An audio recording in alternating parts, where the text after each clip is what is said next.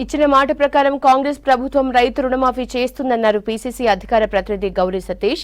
రుణమాఫీ చేస్తే రాజీనామా చేస్తామని చెప్పిన బీఆర్ఎస్ నేతలు రాజీనామాకు సిద్దమా అని ప్రశ్నించారు. రైతు రుణమాఫీ, 200 యూనిట్ల ఉచిత కరెంట్, 500 రూపాయలకి గ్యాస్ సిలిండర్ కాంగ్రెస్ ప్రభుత్వంతోనే సాధ్యమైందన్నారు. కేంద్రంలో ఇచ్చిన హామీలను బీజేపీ ప్రభుత్వం అమలు చేయాలన్నారు గౌరీ సతీష్.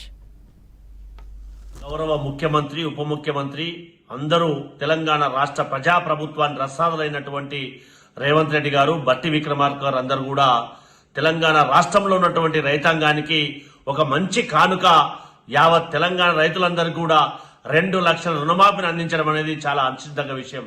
దాంతోపాటు బీఆర్ఎస్ నాయకులు ఏదైతే రైతు రుణమాఫీ చేస్తే రాజీనామా చేస్తా అని చెప్పి ప్రకటించినటువంటి వారు మరి ఇప్పుడు రాజీనామా పత్రాన్ని తీసుకొని ఎక్కడికి వస్తారో వారు తెలుపవలసిందిగా కాంగ్రెస్ పార్టీ పక్షాన డిమాండ్ చేస్తా ఉన్నాం.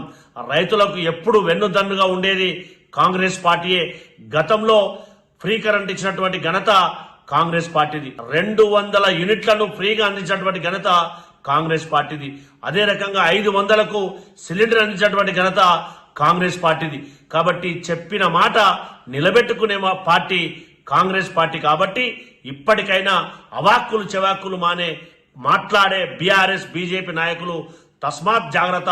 అబద్ధాలు మాట్లాడి పూటకు అబద్ధం మాట్లాడి పూట గడుపుకోవడం మానేసి మీరు కేంద్రంలో ఇచ్చినటువంటి హామీలను నెరవేర్చడానికి ముందుకు రావాలని చెప్పి కాంగ్రెస్ పార్టీ పక్షాన డిమాండ్ చేస్తా ఉన్నాం. ఎప్పుడు తెలంగాణ రాష్ట్రంలో రైతుల పక్షాన ఉండేది కాంగ్రెస్ పార్టీయే, రైతులను ఆదుకునేది కాంగ్రెస్ పార్టీ అని చెప్పి యావత్ సమాజానికి విజ్ఞప్తి చేస్తా ఉన్నాం.